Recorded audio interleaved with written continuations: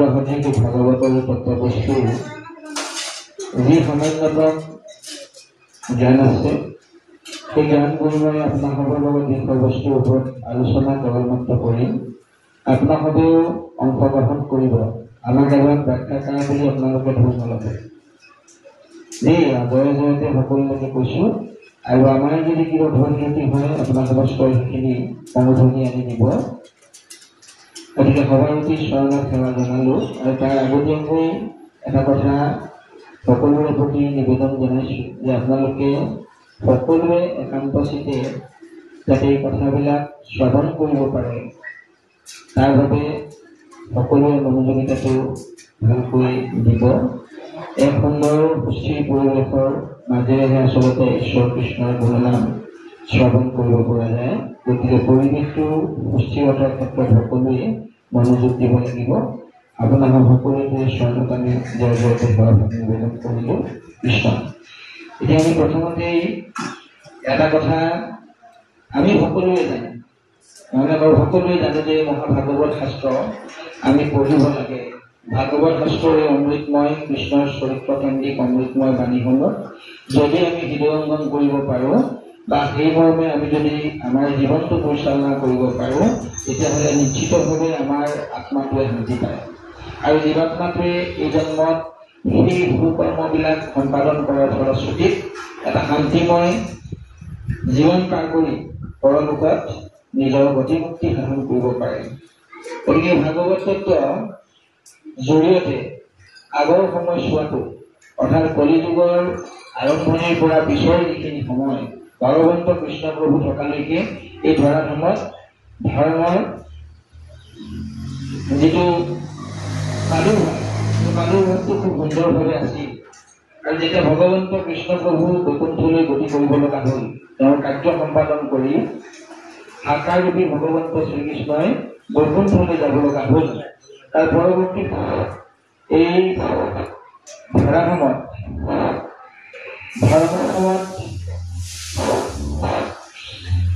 ব্যভিচাৰৰ সৃষ্টি হ'ল। ধৰ্মক লুপ্ত কৰি অধৰ্মই গা কৰি উঠি কলিৰ আৱিৰ্ভাৱ হ'ল। যিয়ে বিভিন্ন ধৰণৰ অপকৰ্মৰ জৰিয়তে নৰসমাজক বিপথে পৰিচালিত কৰিবলৈ ধৰিলে। গতিকে এই কলিৰ মহা ত্ৰাসৰ পৰা পৰিত্ৰাণ পাবৰ কাৰণে এই ভাগৱত শাস্ত্ৰৰ আশ্ৰয় লোৱা কেইবাটাও উদাহৰণ আমি দেখিবলৈ পাওঁ। প্ৰথমটো উদাহৰণ হ'ল মৃত্যুমুখী পৰীক্ষিতে বিভিন্ন ঋষিমুনিৰ পৰা পৰামৰ্শ গ্ৰহণ কৰিলে যে তেওঁৰ অভিশপ্ত হৈছে। এই অভিশপ্ত সময়ছোৱাত এই অভিশাপৰ পৰা পৰিত্ৰাণ পাবৰ কাৰণে উপায় কি? সেই উপায়টো বিচাৰি তেওঁ বিভিন্নজন গণ্যমান্য ঋষি মুনিৰ আশ্ৰয় ল'লে। আৰু কোনোৱে ক'লে যে তুমি ৰাজন তপ জপ যাগযজ্ঞ পূজা পাতল বলি বিধান কৰা। কোনোৱে ক'লে তুমি যজ্ঞ কৰা, কোনোৱে ক'লে তপ কৰা, কোনোৱে ক'লে তুমি বলি বিধান কৰা। বিভিন্ন ধৰণৰ নীতি নিৰ্দেশনা পৰীক্ষিতক সেই সময়ত দিলে। কিন্তু দেশান্তৰত পৰীক্ষিতে সিদ্ধান্ত ল'লে সেই ঋষিমুনিসকলৰ যিখিনি পৰামৰ্শ আছিল পৰীক্ষিতৰ প্ৰতি, সেই পৰামৰ্শই পৰীক্ষিতক সান্তনা দিব নোৱাৰিলে। পৰীক্ষিতে ভাবিলে যে মই এই যাগযজ্ঞ পূজা পাতল বলি বিধানৰ জৰিয়তে যে মোৰ আত্মাটোৰ কল্যাণ সাধন কৰিব পাৰিম এইটো কোনো সম্ভৱপৰ কথা নহয়। গতিকে পৰীক্ষিতৰ মনটো স্থিৰ নোহোৱা হ'ল। আৰু পৰীক্ষিতৰ এই দোদুল্যমান অৱস্থাটোৰ কথা গম পায় বনত বসবাস কৰা বনাশ্ৰম ধৰ্ম গ্ৰহণ কৰা গম পালে। আৰু ৰুক্মণীয়ে তেতিয়াই পৰীক্ষিতৰ ৰাজসভাৰ ফালে বুলি বা পৰীক্ষিতক লগ পাবৰ কাৰণে এইফালে আহি আছে। আৰু যেতিয়া গংগাৰ তীৰত আহি পৰীক্ষিত পালেহি, কৃষ্ণ ভুল হৈছে, ৰুক্মণী পালেহি। আৰু ইতিমধ্যে পৰীক্ষিতক পৰামৰ্শ দিবৰ কাৰণে গংগাৰ তীৰত ৬০,০০০ ঋষি সমন্বিত এখন বিশাল সভা তাত আয়োজন হৈছে। সেই ৰুক্মণীক দেখিয়েই পৰীক্ষিতে যথোচিত আদৰ অভ্যৰ্থনা কৰিলে। আৰু এই মৃত্যুৰ কাষৰ পৰা কেনেকৈ পৰিত্ৰাণ পাব পাৰি এই সম্পৰ্কে ৰুক্মণীক পৰা পৰামৰ্শ পৰীক্ষিতে বিচাৰিলে। আৰু তেতিয়া ভোগমণিয়ে ক'লে যে তুমি এই ভগৱন্তৰ কৃষ্ণৰ চৰিত্ৰময় কেন্দ্ৰিক শ্ৰীমদ ভাগৱত শাস্ত্ৰৰ বাণীসমূহ যদি তুমি হৃদয়ংগম কৰিব পাৰা তেতিয়াহ'লে পৰীক্ষিত নিশ্চিতভাৱে তোমাৰ এই আত্মাৰ কল্যাণ সাধন কৰিব পাৰিবা। এই কথাখিনি শুনাৰ পিছত পৰীক্ষিতৰ আত্মপ্ৰত্যয় হ'ল যে হয় ঠিকেই কথা, আৰু সিদ্ধান্ত কৰিলে যে মই এই ভাগৱতৰ তত্ত্ববস্তু শুনিম আৰু এই ভাগৱতৰ তত্ত্ববস্তু আপুনিয়ে শুনাব লাগিব বুলি ভোগমণিক কোৱাৰ লগে লগে ভোগমণিয়ে ভাগৱত তত্ত্ববস্তু পৰীক্ষিতক দিবৰ কাৰণে সন্মতি প্ৰকাশ কৰিলে। আৰু সেই মৰ্মে কলিযুগৰ আৰম্ভণিতে অৰ্থাৎ কলিযুগ আৰম্ভৰ 30 বছৰৰ পিছত এই ভাগৱত বস্তু সপ্তাহজোৰাকৈ হৈছিল। এটা সপ্তাহজোৰা বুলি আমি ভাগৱত শাস্ত্ৰ বিভিন্ন সময়ত আজিৰ সময়তো আমি উপলব্ধ।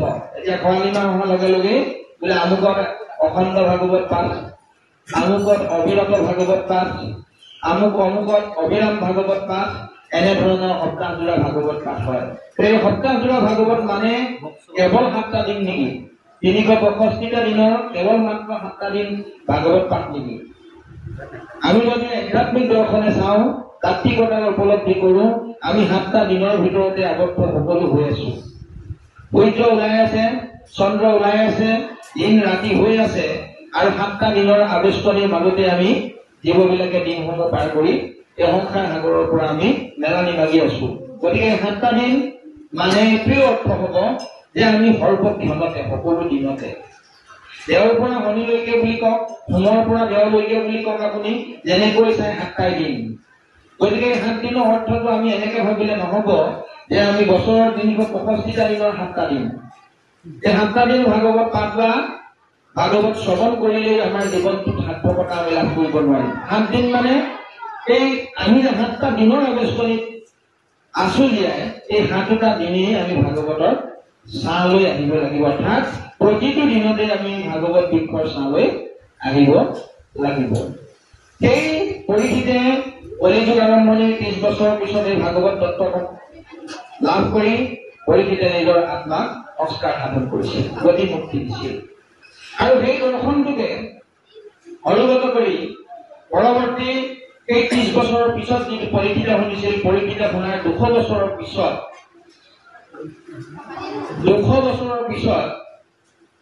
ভাতৃ ধুন্দুকাৰীৰ আত্মাৰ কল্যাণৰ কাৰণে গোকৰ্ণই এই গংগাৰ তীৰতেই সপ্তাহজোৰা ভাগৱতৰ আয়োজন কৰিছিল।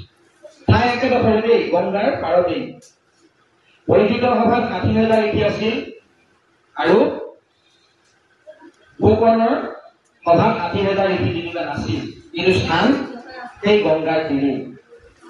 আৰু ভাতৃ ধুন্দুকাৰীৰ প্ৰেতত পৰি থকা আত্মাৰ কল্যাণ সাধন এই ভাগৱত শাস্ত্ৰৰ শ্ৰৱণৰ জৰিয়তে হৈছিল।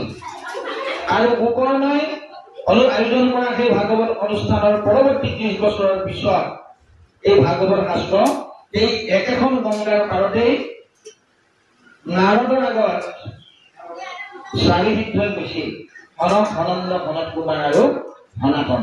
এই 4 সিদ্ধই ভাগৱত তত্ত্ব নাৰদৰ আগত কৈছিল। অৰ্থাৎ নাৰদৰ ভাগৱত তত্ত্ব নাজানে নেকি? প্ৰশ্ন আহিব নহয় কি যে নাৰদে তেতিয়ালৈকে ভাগৱত তত্ত্ব নাজানিছিল নেকি? আমি অন্য হাতে এটা কথা পাওঁ যে আমি ভাগৱত শাস্ত্ৰ পৃথিৱীলৈ অহা 2টা সম্প্ৰদায়ৰ কথা পাওঁ, এটা অনন্ত সম্প্ৰদায়, এটা নাৰায়ণী সম্প্ৰদায়, নহয়নে? সেই দুটোৱে কোৱাই আছে যে ব্ৰহ্মা দিলে নাৰদক, নাৰদে দিলে ব্যাসক, নহয় আৰু ব্ৰহ্মাই নাৰদক, নাৰদে ব্যাসক, ব্যাসে ভোকক, ভোকে পৰীক্ষিতক দিলে। তেতিয়াহ'লে নাৰদে আগতেই জানিলেহেঁতেন, জানিব লাগিছিল, নহয় জানো? কিন্তু নাৰদে আগতেই জানে যে নাৰদে সনক, সনন্দ, সনত কুমাৰ আৰু সনাতনে 4 সিদ্ধৰ পৰা ভাগৱত তত্ত্ব কিয় শুনিব লগা হয়? অৰ্থাৎ সেই সময়ত ভক্তি মাতৃৰ 2 সন্তান জ্ঞান আৰু বৈৰাগ্য অধৰ্মৰ প্ৰাদুৰ্ভাৱত পৰি, কবলত পৰি, কলিৰ কৰাৰ কাষত পৰি এই জ্ঞান আৰু বৈৰাগ্য নামৰ ভক্তি মাতৃৰ 2 সন্তান একেবাৰে দুৰ্বল হৈ গৈছিল। আৰু সেই অৱস্থাটো নাৰদৰ দৃষ্টিত কৰিছিল। অৰ্থাৎ নাৰদে গৈ থাকোঁতে বৰ্তমানৰ ৰাজস্থানত, এই ৰাজস্থান নহয় হৈছে গুজৰাটত, বৰ্তমান আৰু গুজৰাটৰ এডোখৰ ঠাইত তেওঁলোকৰ সৈতে সাক্ষাৎ হৈছিল নাৰদৰ ভক্তি মাতৃ আৰু 2 সন্তান জ্ঞান আৰু বৈৰাগ্যৰ মাজত লগত।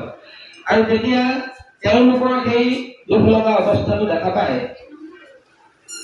নাৰদে অত্যন্ত সচকিত হ'ল আৰু ক'লে যে তোমালোকৰ এই অৱস্থাটো কেনেকৈ হ'বলৈ পালে। গোটেই কথাখিনি আলোচনা কৰাৰ পিছত নাৰদে তেওঁলোকক কলৈ লৈ আহিলে, সেই তাৰ পৰা গুজৰাটৰ পৰা আনি একেবাৰে গংগাৰ তীৰ বাৰাণসী পোৱাই দিলে।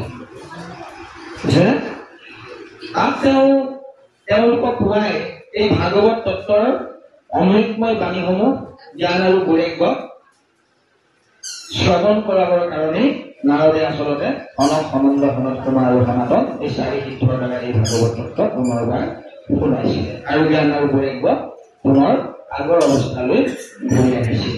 গতিকে এই ভাগৱত তত্ত্ব বস্তু আমি নৰলোকেও 7 দিনে আচলতে শ্ৰৱণ কৰিব লাগে। 7 দিন মানে পূৰ্বতে আমি কৈ অহাৰ দৰে প্ৰতিদিনে আমি শ্ৰৱণ কৰিব পাৰিব লাগে, তেতিয়া আমাৰ নিজৰ কাৰণে কল্যাণ। এইখিনি কথা ভাগৱতৰ পাতনি হিচাপে মই আপোনালোকক ক'লো, বিষয়বস্তুৰ মাজৰ কথা নহয়। আকৌ আপোনালোকে আকৌ নাভাবিব বোলে বাপজনে বিষয়বস্তুৰ মাজলৈ নগৈ একেবাৰে প্ৰসংগৰ বাহিৰত থাকে। আচলতে পাতনি নহ'লে কোনো এখন কিতাপো লিখিব নোৱাৰে, পাতনিটো লাগিবই। লিখকৰ একাষাৰ থাকে, আঠকথা বা পাতনি বুলি থাকে, নহয় জানো? গতিকে ভাগৱতৰ মূল বস্তুটো সম্পৰ্কত অকণমান কৈ ল'লে আকৌ আধৰুৱা হ'ব নহয়, সেইকাৰণে এইখন কৈ ল'লো, অপৰাধ নধৰিব। এতিয়া আজিৰ পাঠৰ বিষয়বস্তু হ'ল, আমাৰ বাপজনে আপোনালোকৰ অনুমতি সাপেক্ষে পাঠ আৰম্ভ কৰিছে যে ভগৱন্ত কৃষ্ণ প্ৰভু যেতিয়া বৈকুণ্ঠ ধামলৈ গতি কৰিব হ'ল, এই ধৰণসমূহত তেওঁৰ কাৰ্য সম্পাদন হ'ল আৰু সেই কাৰ্য সম্পাদন কৰি যাবৰ সময়ত উদ্ধৱ মহন্তই গম পাই ভগৱন্তক বাধা প্ৰদান কৰিছে আৰু ভগৱন্তই কৰা সেই বাধা উঠাই ল'বৰ কাৰণে ভগৱন্ত আৰু একান্ত ভকত উদ্ধৱৰ মাজত বহু কথোপকথন হৈছে আৰু একান্ততে ভগৱন্ত যিহেতু বৈকুণ্ঠলৈ যাবই লাগিব, উদ্ধৱক কিছু পৰামৰ্শ দিব লগা হৈছে, উদ্ধৱক কিছু সান্তনা দিব লগা হৈছে, উদ্ধৱক সান্তনা দি বুজাই থৈ যাব লগা হৈছে। আৰু এনেধৰণে একাদশ স্কন্ধৰ বিষয়সমূহ বস্তুসমূহ চলি আহিছে যে আজিৰ পাঠত হ'ব যে ভগৱন্ত কৃষ্ণ প্ৰভুৱে উদ্ধৱক কেনেধৰণৰ পৰামৰ্শ যাবৰ সময়ত দি থৈ গৈছিল, যাবৰ সময়ত কেনেধৰণৰ পৰামৰ্শ দি থৈ গৈছিল, সেই কথাখিনি আজিৰ পাঠে ক'ব। এই কথাখিনি এই ভগৱন্ত কৃষ্ণই উদ্ধৱক বৈকুণ্ঠলৈ যোৱাৰ আগমুহূৰ্তত কোনখিনি পৰামৰ্শ দি থৈ গৈছিল, সেইখিনিকে ভোকমনীয়ে পৰীক্ষিতৰ আগত কৈছে যে পৰীক্ষিত যে ভকতৰ সন্তাপ দেখি উদ্ধৱ মহন্তৰ কথা কৈছে যে ভকতৰ সন্তাপ দেখি জগতৰ গৰাকী ভগৱন্ত কৃষ্ণ প্ৰভুৰ হৃদয়খন আকুলতাৰে ভৰপূৰ হৈ গৈছিল, আকুল হৈ গৈছিল। তাত ফলে কি বুলি কৈছে যে ভকতৰ সন্তাপ দেখি পিতাম্বৰ ভয়ন্ত আকুল কৃষ্ণ জগতৰ জগতৰ গৰাকী ভগৱন্ত কৃষ্ণ প্ৰভুৰ হৃদয় আকুলতাৰে ভৰপূৰ হৈ গৈছিল। আৰু কি হৈছিল কৃষ্ণ প্ৰভুৰ কমল নয়ন ভৰি বহলৈ লোটক, চকুৰ ভৰ্তি হৈ গৈছিল, চকুৰ পানীৰে চকুৰ ভৰ্তি হৈ গৈছিল। পীত বস্ত্ৰৰে মচি মুখত দিয়া নিশ্বাস, স্নেহে উদ্ধৱক ধৰি বুলিলা আশ্বাস। পীত বস্ত্ৰই সেই উদ্ধৱৰ চকুৰ পানী মোহাৰি, নিজৰো চকুৰ পানী মোহাৰি উদ্ধৱক আৱতি ধৰি আশ্বাস প্ৰদান কৰিবলৈ ভগৱন্ত আগবাঢ়িছে। আৰু ভগৱন্তই কৈছে যে তেজি চিন্তা চিত্ত থিৰ কৰা মহাশয়, তৈজো দুখ দেখি সখী নহহে হৃদয়। যে তুমি চিত্তটো থিৰ কৰা উদ্ধৱ, তোমাৰ যিমানখিনি কষ্ট হৈছে মই বুজি পাইছো, এই কষ্টখিনি তুমি এতিয়া দুখ কৰি থাকিলে নহব, তুমি সান্তনা লাভ কৰিব লাগিব। তোমাৰ দুখ দেখি মোৰ হৃদয়ো মানে সহিব পৰা নাই। এইখিনিত আমাৰ ল'ব লগা কথা এটা আছে, আমাৰ ভকতসকলে ল'ব লগা কথা এটা আছে।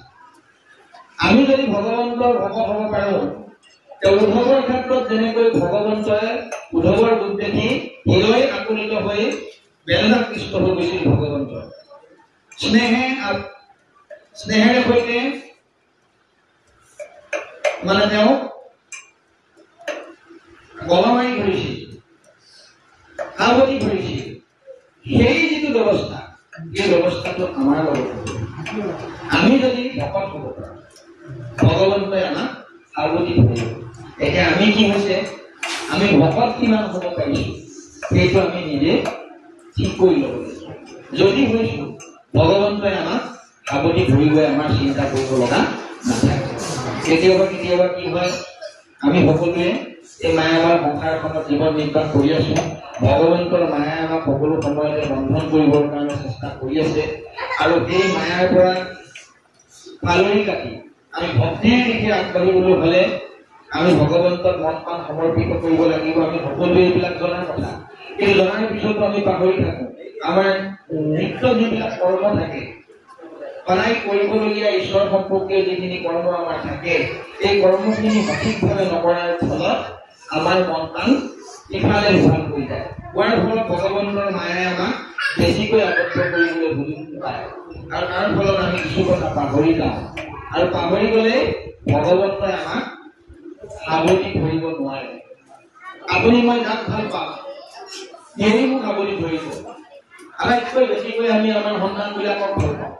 এতিয়া সন্তান যি ঘৰত থাকে, আমি কিবা কামত বাহিৰলৈ যাওঁ, এতিয়া বাহিৰৰ পৰা ঘূৰি আহি যেতিয়া আমি ঘৰ পাওঁ, সন্তানটোৱে আমাক সাৱটি ধৰিব, নহয়নে? আৰু আমি সন্তানটোক সাৱটি ধৰো। অৰ্থাৎ অৰ্থটো কি? সন্তানে আমাক বেছিকৈ ভাল পায়, আমি সন্তানটোক বেছিকৈ ভাল পাওঁ। সেইকাৰণে সি মৰমত শ্ৰদ্ধাত ভক্তিত সাৱটি ধৰে। ভগৱন্তৰ প্ৰতিও সেই ভাৱনাটো আমাৰ লাগিব, তেতিয়াহে ভগৱন্তই আমাক সাৱটি ধৰিব। ইয়াৰ পিছত কিন্তু আমি কি কৰো? আমি কি কওঁ? এই ভগৱন্তকে সেৱা কৰি আছো, ভগৱন্তৰ নামেই লৈ আছো, ভগৱন্তই আকৌ আমাকহে বেছি দেখে, আমাকহে এইবোৰ শাস্তি দিয়ে, আমাৰহে দুৰ্দশা। সেইটো আমি কওঁ নকওঁ বাৰু? ইয়াত থকা সকলে হয়তো নকয় থাকে, কিন্তু প্ৰায় সকলে কিন্তু কয়। কিন্তু ভগৱন্তক দুখটো দিয়াৰ আগত আমি নিজক সুধি চাওঁনে বাৰু, যে আমি কি দিছো ভগৱন্তক? ল'ৰাটোক মৰম কৰাৰ দৰে, ল'ৰাই বাপেক মাকক শ্ৰদ্ধা কৰাৰ দৰে আমি ভগৱন্তক শ্ৰদ্ধা কৰিব পাৰিছো। আমি আনৰ পৰা যদি শ্ৰদ্ধা পাবলৈ হয়, আমাক মৰম কৰিব লাগিব। আনৰ পৰা যদি আমি মৰম পাবলৈ হয়, তেতিয়াহ'লে আনক আমি শ্ৰদ্ধা কৰিব লাগিব। মই যদি গগৈ বাপক যদি শ্ৰদ্ধা নকৰোঁ, গগৈ বাপে মোক মৰম নকৰিব নহয়, হয় নে নহয়? আৰু মই যদি মোতকে কনিষ্ঠজনক মৰম নকৰোঁ, তেওঁ মোক কেনেকৈ শ্ৰদ্ধা কৰিব? সেইটোৱে প্ৰশ্ন। সেইকাৰণে ভগৱন্ত আমাৰ মানে পিতৃ, স্বামী, গতিকে ভগৱন্তই আমাৰ সৰ্বস্ব, জন্মদাতা, পালনকৰ্তা আৰু সংহাৰকৰ্তা। এই তিনিও ব্যৱস্থাৰ গৰাকী, সকলো জগতৰ মংগলৰ যিজন গৰাকী, সেইজন ভগৱন্তৰ কৃষ্ণপ্ৰভু। আমি যদি শ্ৰদ্ধা ভক্তি নকৰোঁ, তেওঁ আমাক সাৱটি নধৰিব। গতিকে আমি ভগৱন্তক শ্ৰদ্ধা ভক্তি কৰিবলৈ শিকিব লাগিব। ইয়াৰ পিছত কি ক'লে? যে স্বৰূপে জানিলা তুমি আমাৰ আঠয় বংশক সংসৰি আছে চলিব নিশ্চয়, আহিলো উদ্ধৱ দেৱতাৰ জগকাজ তথাপিও ইঠাইত তোমাকৰ কৃতকাজ। বোলে যে উদ্ধৱ, মই মোৰ বংশটোক সংহাৰ কৰি মই যাবতো লাগিব, এইটো নিশ্চয়তা আছে তাত, মই যাবগৈ লাগিব, তুমি এই কথাখিনি জানা। গতিকে মই দেৱতাৰ যিমানবিলাক কৰ্ম সম্পাদন কৰিব লগা আছিল, সকলো কৰ্ম মই সম্পাদন কৰিলো। এতিয়া ইয়াত আৰু মোৰ কাম নাই। ইয়াত কেৱল মাত্ৰ তুমি থাকিবা উদ্ধৱ, ইয়াত কেৱল তুমি থাকিবা, তোমাৰ বাদে আৰু কোনো নাথাকিব। সকলোকে মই শেষ কৰি দিলো, বুজিছেনে? দ্বাৰকা নাগৰ সাগৰত যাইকে দল, মই গৈলে লোকত নিলিবে বিমং গল। আৰু দ্বাৰকা নগৰখনো সাগৰত তল যাব, আৰু মই যেতিয়া গুচি যাম, মানুহবিলাকৰ মাজত অমংগলে দেখা দিব। মই গুচি গ'লে মানুহবিলাকৰ মাজত অমংগলে দেখা দিব। পিৰিতে দুৰ্জন কলি গুচিতে আচাৰ, হুৰিতে অধৰ মটৰতি যথেক প্ৰজাৰ। দুৰ্জন কলিয়ে আহি মানুহবিলাকক পীড়া দিব, দুখ দিব, যন্ত্ৰণা দিব, আৰু হুৰিতে অধৰ মটৰতি যথেক প্ৰজাৰ। প্ৰজাবিলাক যিমান প্ৰজা আছে, যিমান মানুহ আছে, সকলোৰে বোলে অধৰ্মত ৰতি হ'ব।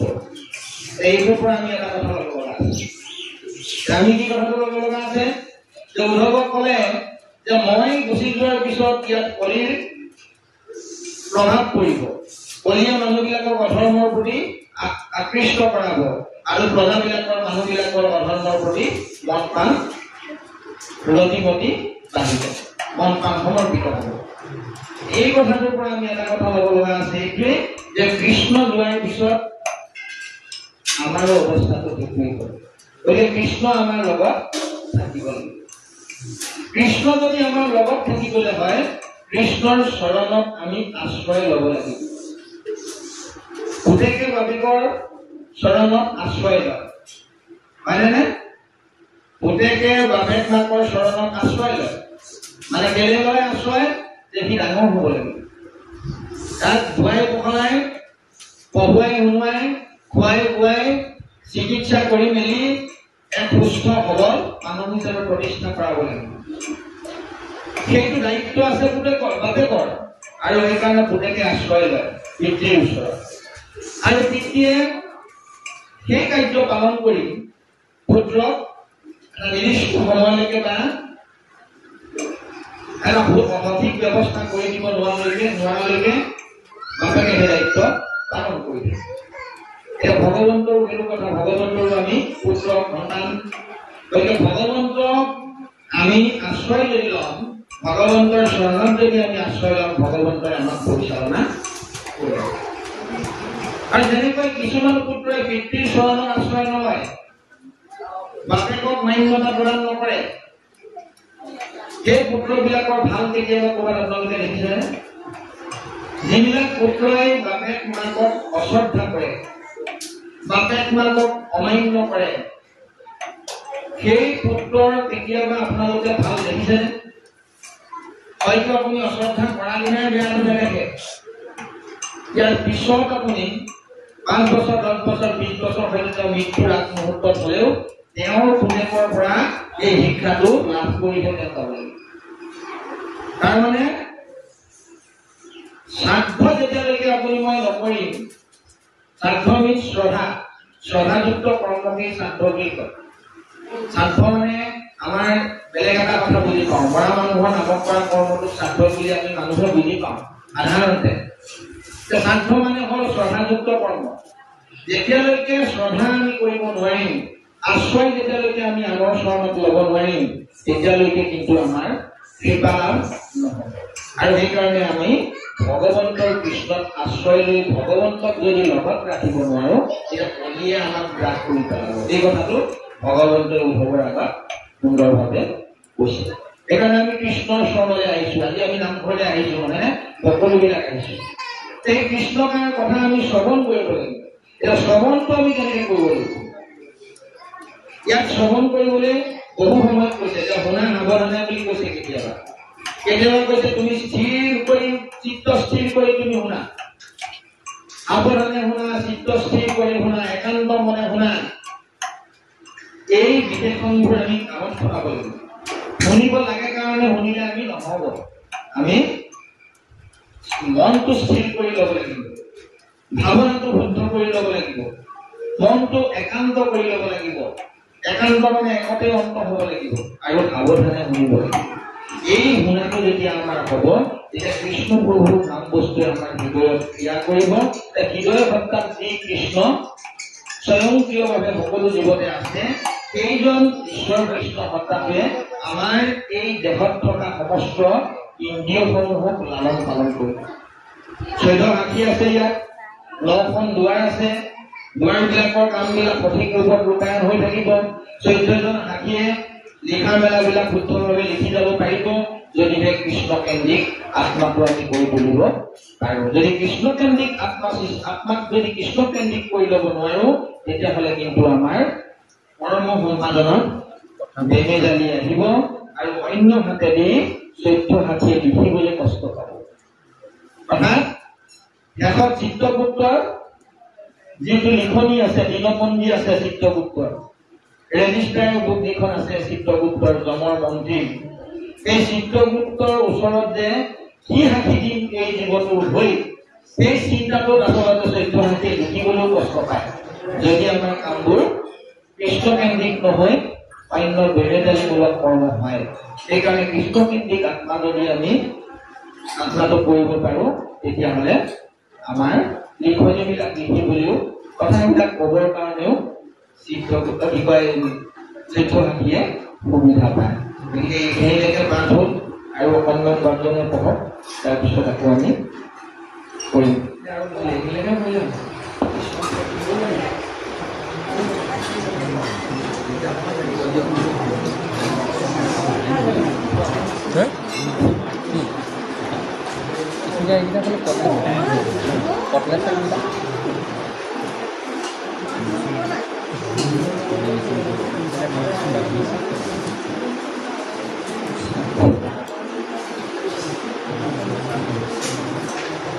মোহরা পছনইতু নসারিবা তুমি শ্রবণ কীর্তন প্রভ কায়া থাকা তুমি ভগতি নভলে জায়গায় খাতল মোর আইগা পালিয়ার হিউ মহাবল কিন্তু নথাকিবা কহিলু প্রকৃতি মূত্ৰ চিত্ৰ দিয়া ফুৰা পৃথিৱী পৈজতি যত দেখা শুনা মায়া ময়সৰ মহম হৰিময় দেখি দূৰ কৰামতি ভ্ৰম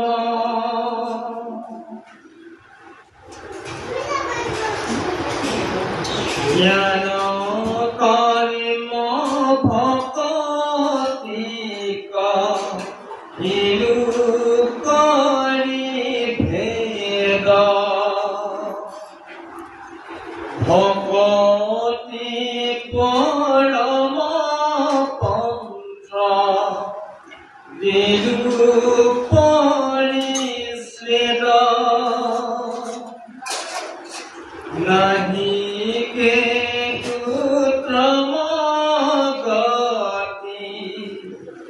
ভকতি পৰে নিস্ত্ৰেক ভকতি হে মুখ বৈশ্য কৰে।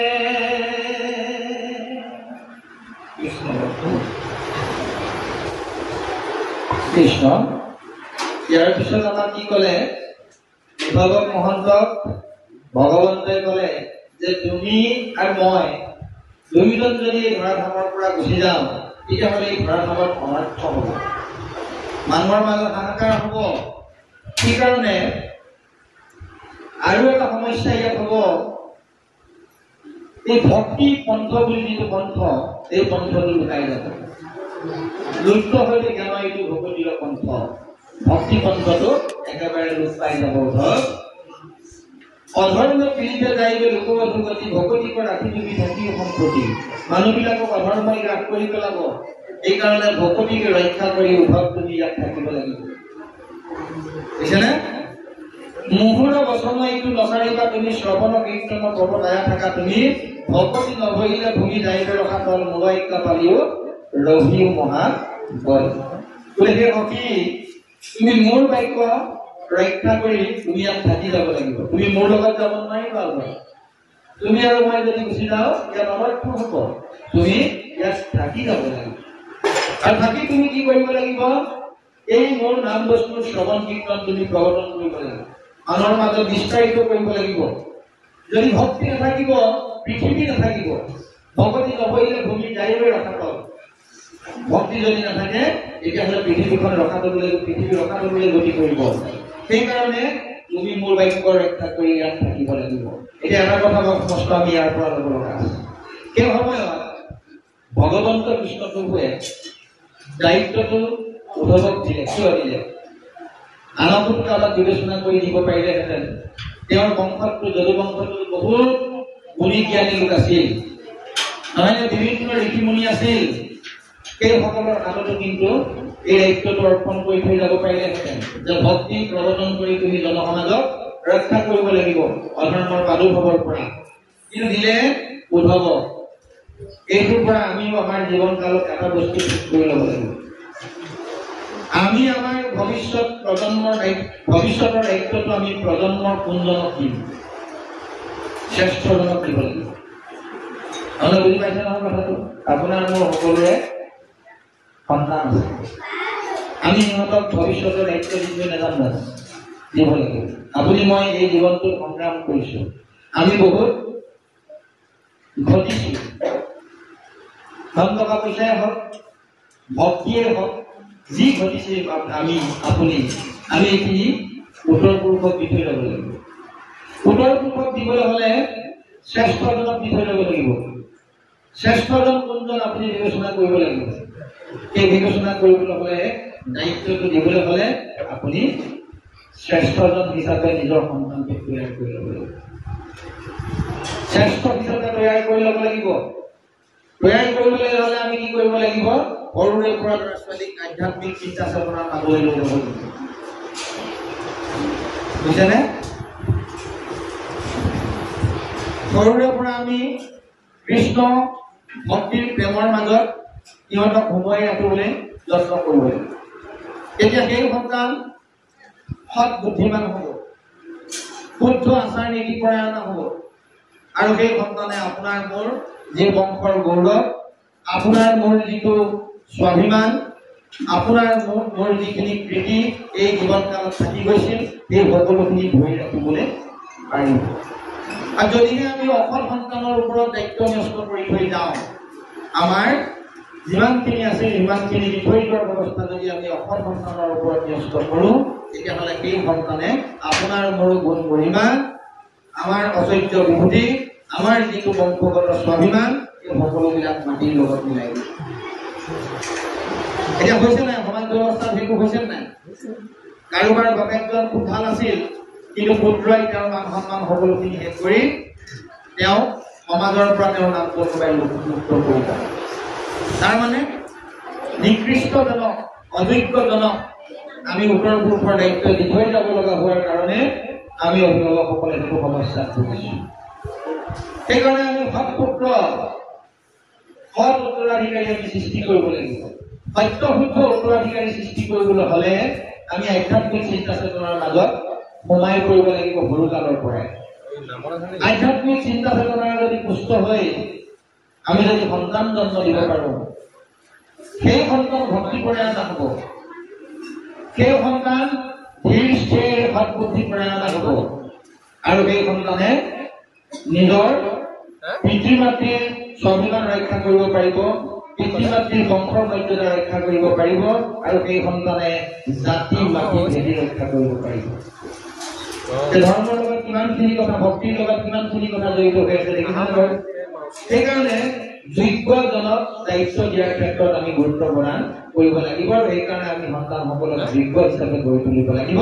আৰু যোগ্য হিচাপে গঢ়ি তুলিবৰ কাৰণে শ্ৰীমন্ত শংকৰদেৱ সংঘ নামৰ এই অনুষ্ঠানটোৱে গুৰুজনাৰ এই আধ্যাত্মিক দৰ্শন, সাহিত্য, সংস্কৃতিৰ গোটেই বিষয় বস্তুসমূহ জনসমাজত বিয়পাই দি আমাৰ প্ৰজন্মসমূহ সঠিক ৰূপত আগবাঢ়ি যাবৰ কাৰণে বিভিন্ন ধৰণৰ অনুষ্ঠান অনুষ্ঠিত কৰি আমাক তাৰ মাজলৈ নি, আমাৰ সতি সন্ততিসকলক তাৰ মাজলৈ নি আধ্যাত্মিক চিন্তা চেতনাৰে মনটোক উদ্বুদ্ধ কৰোৱাই, ঈশ্বৰ কৃষ্ণৰ ভক্তিত মন প্ৰাণ নিমজ্জিত কৰোৱাই এজন সচেতন, সত্য, শুদ্ধ, আদৰ্শৱান পুৰুষ হিচাপে প্ৰতিষ্ঠা কৰিবৰ কাৰণে শংকৰদেৱ সংঘই প্ৰয়াস কৰি আছে। কিন্তু আমাৰ দুৰ্ভাগ্যটো কি হৈছে, আমি আমাৰ ল'ৰাবিলাকক এই চেতনাবিলাকৰ মাজলৈ নপঠিয়া, এই অনুষ্ঠানবিলাকৰ মাজলৈ নপঠিয়া। মই আজিও চাইছো ইয়াত আমাৰ সকলোৰে ল'ৰা আছে, ডেকা ল'ৰা, কিন্তু মোৰ দৃষ্টিত এটাও নাই। 16, 17, 18, 20, 22 এনেকুৱা বয়সৰ ল'ৰা কিন্তু এটাও নাই। আমি জ্যেষ্ঠসকল আছো, জ্যেষ্ঠসকলে আমি আমাৰ সময়বোৰ প্ৰায় পাৰ কৰি দিছো। আমি সতি সন্ততি জন্ম দি আজৰি হলো, কেনেকে দিলো আমি দিলো। আমাৰ জ্ঞান বুদ্ধি কিমান আছিল সেই সময়ত, সেই জ্ঞান বুদ্ধিৰে আমি সতি সন্তান জন্ম দিলো। কিন্তু আমি এই উঠি অহা প্ৰজন্মটোক যদি আমি এই শুদ্ধ সন্তান জন্ম দিব পাৰিলেহেঁতে শুদ্ধ আচাৰ নীতি পৰায়ণ এটা পুত্ৰ লাভ কৰিব পাৰো, আৰু সেই পুত্ৰই যে এখন সমাজ ৰক্ষা কৰিব পাৰিব, এটা জাতি ৰক্ষা কৰিব পাৰিব, এটা বংশৰ আত্মমৰ্যাদা ধৰি ৰাখিব পাৰিব, সেই কথাবিলাক আচলতে আমি যুৱ প্ৰজন্মক দিব পাৰিব।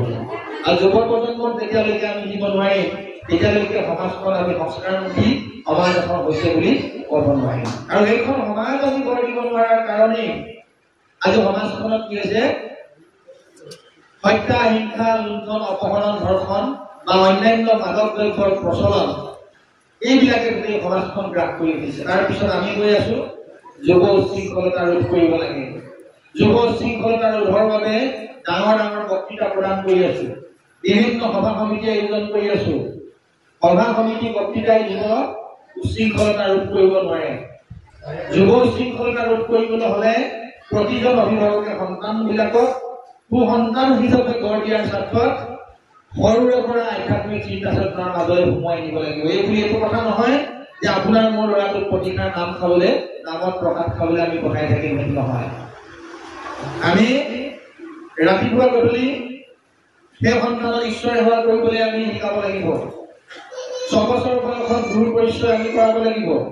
6 বছৰত গুৰু পৰিচয় যদি নকৰাও, তাক যদি 30 বছৰ বয়সত গুৰু পৰিচয় কৰাও, সি তেতিয়াহ'লে পিতৃ মাতৃক গুৰু হিচাপে পিতৃ মাতৃক কেনেকৈ শ্ৰদ্ধা কৰিব লাগিব সি শিকিবনে? নিশিকিব। পৰম গুৰু শ্ৰীমন্ত শংকৰদেৱ গুৰুজনাক কিয় সেৱা কৰিব লাগে সেইটো শিকিবনে? জগতৰ ঈশ্বৰ, জগতৰ গুৰু কৃষ্ণক কেনেকৈ সেৱা কৰিব লাগে সেইটো শিকিবনে? 30 বছৰত শিকি যিটো সময়ত তাৰ মন প্ৰাণ উশৃংখলিত হৈয়ে গ'ল, মন প্ৰাণক নিয়ন্ত্ৰণ কৰিবলৈ সি সক্ষম নোহোৱা এটা অৱস্থাত উপনীত হ'ল, সেই সময়ত আমি এই জ্ঞানবোৰ নিদান লাভ হ'ব। সেইকাৰণে শ্ৰীমন্ত শংকৰদেৱ সংঘই কৈছে বা শাস্ত্ৰই কৈছে যে 6 বছৰ বয়সত গুৰু পৰিচয় দিয়ক। গুৰু পৰিচয় যদি দিয়া হয় তেতিয়াহ'লে আদি গুৰু কোন? পিতৃ মাতৃ। পিতৃ মাতৃক কেনেকৈ শ্ৰদ্ধা ভক্তি কৰিব লাগে, শিক্ষা গুৰু কেনেকৈ শ্ৰদ্ধা ভক্তি কৰিব লাগে, পৰম গুৰু কেনেকৈ শ্ৰদ্ধা ভক্তি কৰিব লাগে, এই গোটেই কথাখিনি যেতিয়া 6 বছৰ বয়সতে ল'ৰাটোৰ এই কোমল মনটোত সোমোৱাই দিয়া হ'ব, তেতিয়া গুৰু ভক্তিৰ নিদৰ্শনটো ঘৰতে পোৱাৰ ফলত তাৰ মনত আধ্যাত্মিক চেতনাৰ বীজটো ৰোপণ কৰা আৰু পৰৱৰ্তী 12 বছৰ বয়সত যেতিয়া জগতৰ ঈশ্বৰ কৃষ্ণ তেওঁৱেই আমাৰ সৰ্ব সকলো কৰ্তা বিধানা বুলি আমি তেওঁৰ চৰণতে ল'ৰাটোক আশ্ৰয় কৰাই দিম। আৰু সেই ল'ৰাটোৱে যেতিয়া ৰাতিপুৱা গধূলি গৰুগৃহত সোমাব, তেতিয়া আপোনাৰ সন্তানে কোনো কাৰণত বেয়া কাম কৰিব নোৱাৰে। যেতিয়া বেয়া কামটো কৰিবলৈ যাব, তেতিয়া ভগৱন্তই তাক ভাৱ পাই পিছলৈ টানি আনিব। তাৰ অৰ্থটো এইটো যে ভগৱন্ত শক্তিটোৱে তাক ক্ৰিয়া কৰি অবাটে বাট বুলিবলৈ যদি বিচাৰিছেও, তেতিয়াহ'লে তাক সেই বাটৰ পৰা ঘূৰাই আনি ভূবাটে বাট বুলাবলৈ ভগৱন্তই সহায় কৰিব। আৰু তেতিয়া আপোনাৰ মোৰ প্ৰতিজনৰে যদি সন্তানবিলাক তেনেকুৱা হয়, তেতিয়া সমাজখনত কোনো ধৰণৰ বেমেজালি সৃষ্টি নহ'ব। সমাজখন শৃংখলিত ৰূপত, পৰিশীলিত ৰূপত সমাজখন আগবাঢ়ি গৈ থাকিব। গতিকে সমাজ সংস্কাৰ কৰিবলৈ হ'লে আধ্যাত্মিক চেতনাৰ নিতান্ত প্ৰয়োজন আছে। আৰু সেইকাৰণে যোগ্য সন্তান জন্ম দিব পাৰিলেহে, আচলতে যোগ্যজনক দায়িত্ব দিব পাৰিলেহে সমাজখন সঠিকভাৱে আগবাঢ়ি যাব। আৰু সেইকাৰণে উদ্ধৱ মহন্তৰ দৰে এজন যোগ্য ভকতৰ হাতত ভক্তি ৰক্ষাৰ ভাৰখন ভগৱন্ত কৃষ্ণ প্ৰভুৱে দি থৈ গৈছিল।